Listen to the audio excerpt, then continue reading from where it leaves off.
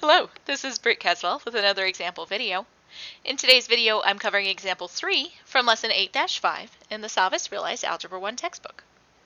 The goal of today's video is to compare linear, exponential, and quadratic growth. Alright, so this graph is showing population models for 3 cities based on data over a 5-year period. Alright, so they gathered data for 5 years, and these are the kinds of graphs that we're getting.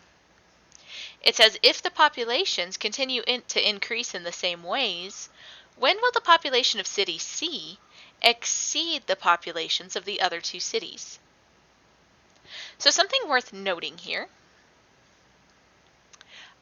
City A, which is this red city, is being modeled with a linear function. All right, so this will stay a constant rate. Now, city B is being modeled with a quadratic function. And so a quadratic function is going to be multiplied by the number times itself repeatedly. All right, now city C is being modeled with an exponential function. And with exponential functions, what's happening is we are taking a certain number and then raising it by higher and higher exponents, which is going to cause it to kind of shoot up. So in terms of talking about like a comparison between their growth rates, which means their slope, the exponential is going to start with a flatter slope, but then it increases and becomes almost vertical. Whereas these ones kind of don't. All right, so a quadratic will end up having a bigger slope than the linear, and the exponential will have a bigger slope than the quadratic. All right, now there's 2 methods for us to answer this question where it will exceed it. All right, one is easier than the other. So the first is using a table of values. Okay, so remember this green column. This green column is city C, and it's the one that we care about. We're trying to figure out when city C is higher than the other 2, and that'll be the year that it passes by. And so I'm going to compare that green column to this blue column, and then when I get to it, the red column. And we're just seeing when the numbers, which are the y values, are larger for the green ones than for the red and the blue. Okay? Hopefully that makes it a little easier for comparison. And so I just go through line by line. Here at 4 years, it's still lower, still lower, still lower, still lower. 8's still lower than 16, 16's lower than 20. 32 is higher than the blue one, but lower or about the same as the red one. So at 10 years, they match, and then at 11 years, it exceeds it. Okay, so the city C will exceed it just after 10 years.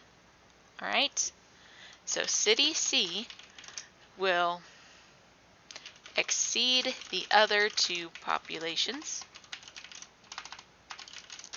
after 10 years.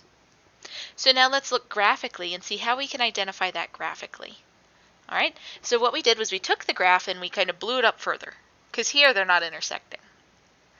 And we were looking for kind of an intersection point, or, when the green is higher than the red and the blue.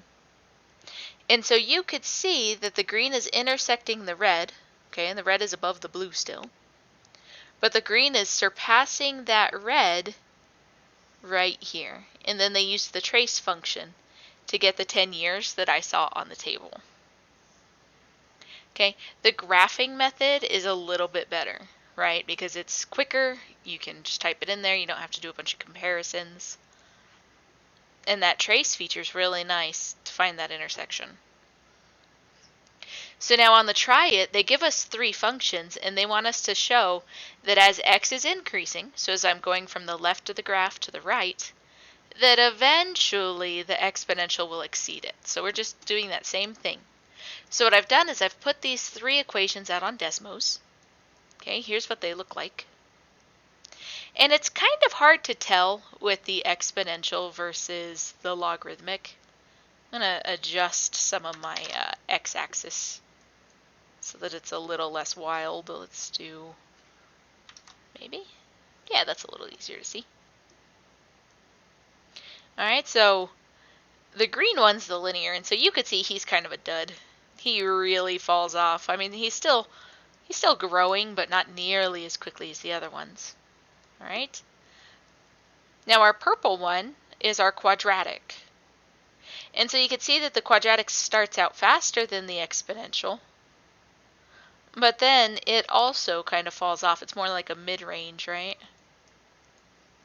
And then you can see with the exponential, it starts out really low, even lower than the linear one, and then it just takes right off and it just shoots up there.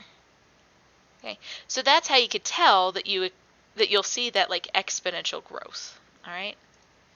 So there we have it, guys. That is how to compare linear, exponential, and quadratic growth. Until next time.